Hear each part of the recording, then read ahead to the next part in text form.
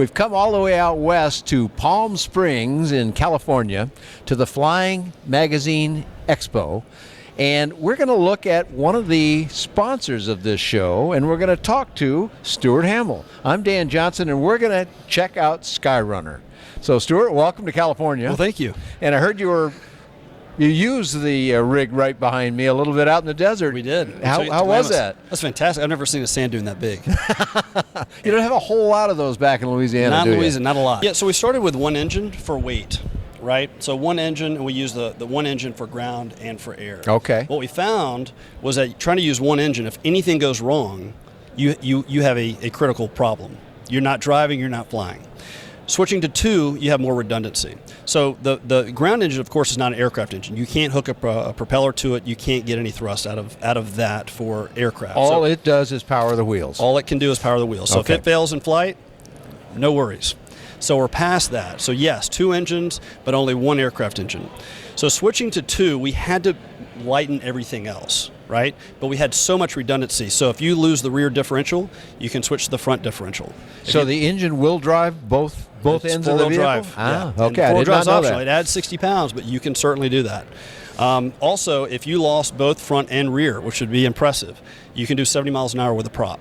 Putting it in neutral. On the ground. On the ground. Yeah. Yeah. Well, that's interesting. So I know this is not an aircraft engine. I know you won't be using it that way, but Right. it can serve a purpose relative to beginning flight, can it not?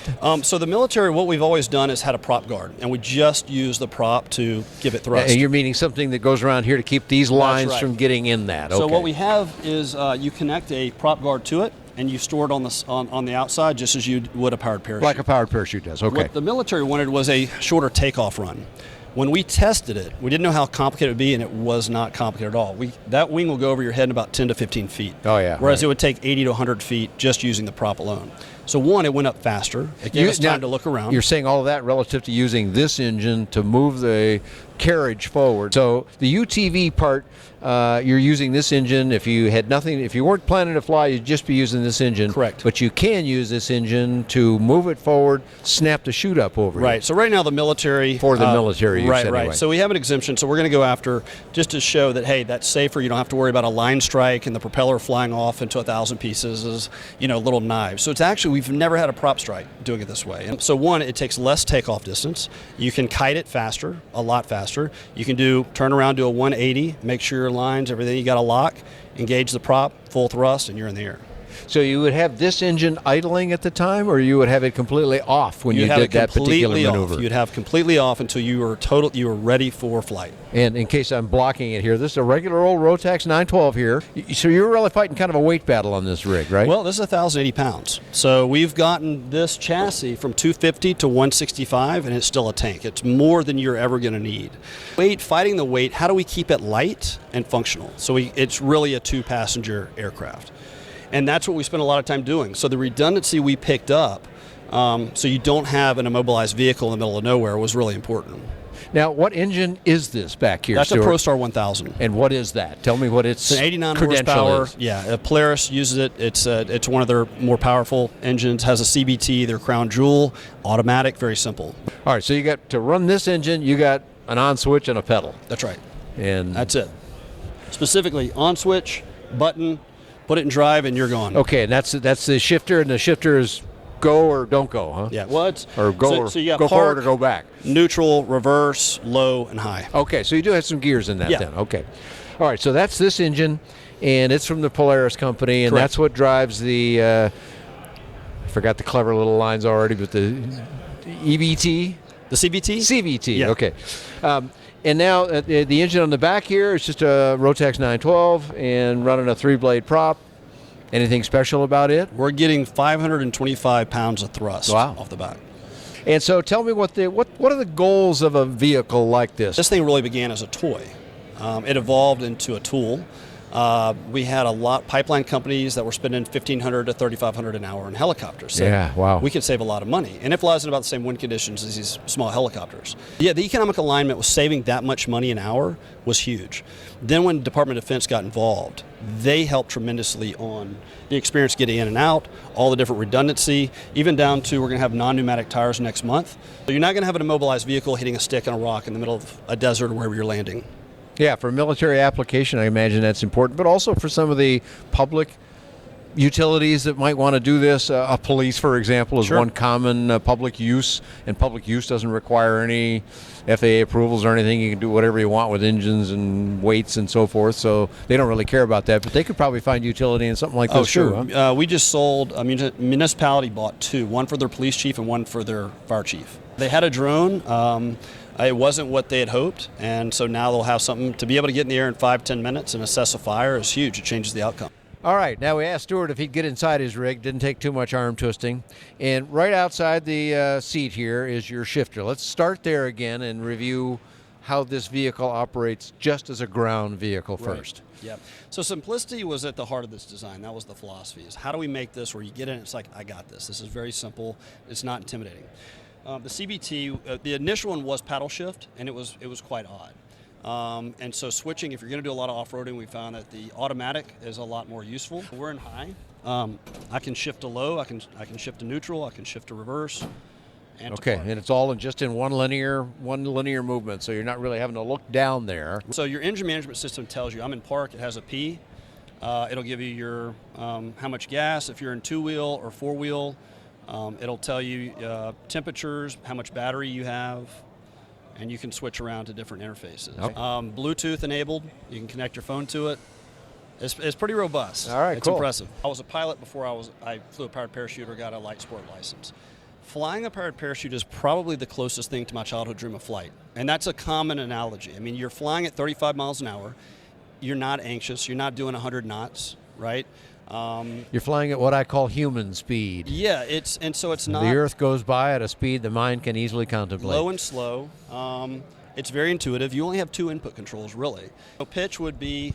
And this is your throttle you're This moving is my here. throttle Okay. quadrant. All right. So pitch, if I want to go up, I give it more thrust. If I want to come down for landing, I Just pull like back. in a fixed wing then. Just like in a Power fixed wing. makes you go up, less power makes you go down. Okay. Yep.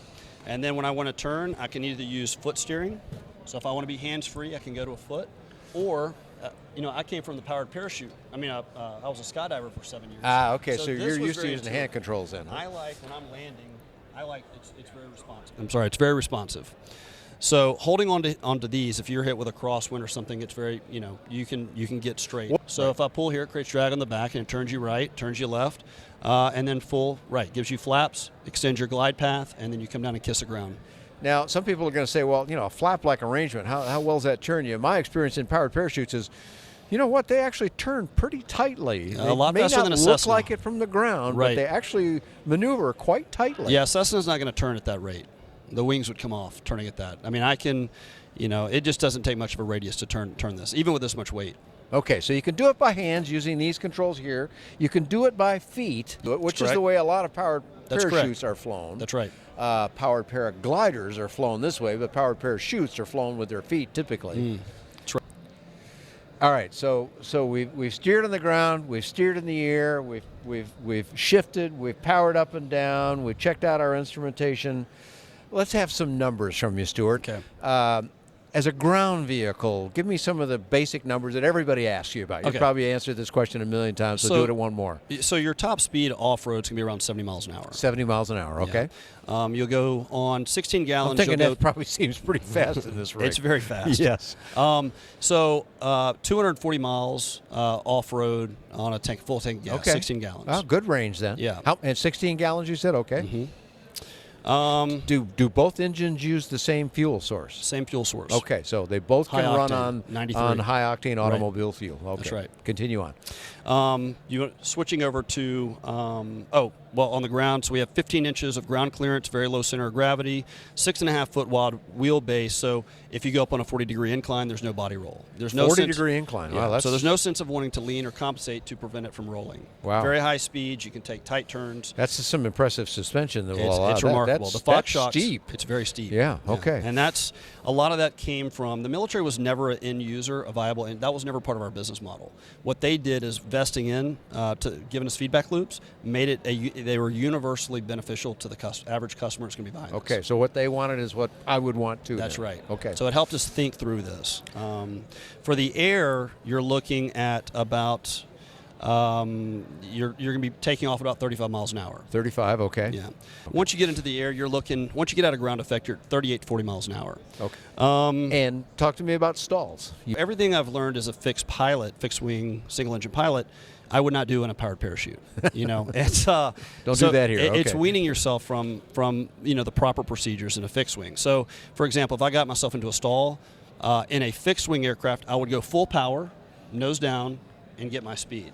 Powered parachute, if the wing comes behind you, in a light powered parachute, sometimes the wing can come behind you, and if it does, and you start sinking down, what people want to do is compensate and go faster to push through it. And what that does is it puts the wing further behind you. Shoves it even further back, right? Yeah, right, that right. is because the engine is shoving you forward. That's right. So and what the you would want to canopy is do going to respond slower. Okay. is pull off power, let go of your controls, and it will stabilize itself. Yeah, the wing will probably come right back to where it really wants to be. That's right. The powered parachute, it's 4 decades of safety and recreational use. It made a lot of sense. That's where our brand's going to be. Is the 1430 is going to be our max takeoff weight. Okay. 2 people, military can take more. Sure, right. They don't have to follow those same numbers. With the wing that we're using, we reduce climb rate by using this type of wing, but it's incredibly stable. And it's safer than an elliptical. The elliptical, you'll pick up a lot of speed, but you better know what you're doing. So we want to make sure that safety at every checkpoint. So we're using the PD Sunriser 550. All right, so I'm convinced. How much? When can I get one, Stuart? Right. So what we've been doing now, we have about 170 orders already. Do you? 170 orders? 170 Not bad. orders already. Not bad. Our first one goes out within 3 weeks. Really? To Dubai. Okay. Dubai will do its own certification. Light Sport is new over there. It's very exciting. Yeah, I just talking to a man about that. They've just approved the whole thing. I mean, it's very new. So it's very new. That's very cool. Exciting. So you're going to be one of the first fast. then. So yeah, we'll be one of the first over there. And then military. We don't need the S, but we expect to do the S as soon as we get back. Okay, so it will not so be a kit, by saying S, you're talking about special light sport aircraft, meaning you'll have approval from FAA to sell the rig as a ready to fly. That's correct. And ready to drive vehicle. Yeah. And what kind of price point is it? So we're at $119,000. 119. $119,000. Okay. And the turnaround time is right now it's about 3 months. Are you doing a lot of the fabrication in house, All or of it. obviously not engines and whatnot. Nobody Correct. does that hardly, but all the rest of it's stuff in house. You're doing your own welding, cutting, bits of metal flying around. We have that kind of outsourced. thing. We took this and we've taken the aluminum, and that's all will all be carbon fiber. All right. Well, that's I can't think of many more questions, but there's people out there watching our videos that will have more questions. Where can they go find you on the web, make contact, see all the cool images and that? Yeah, so all our videos are on flyskyrunner.com, FLYSKYRUNNER.com. Okay. Very good. Well, Dan Johnson talking with Stuart Hamill today. You can find more about his products and lots of other affordable aviation on buydanjohnson.com. Thanks a lot for joining Stuart and I here at the Flying Magazine Expo in Palm Springs, California. Thank you, Dan. Nice job. Good seeing you. You bet.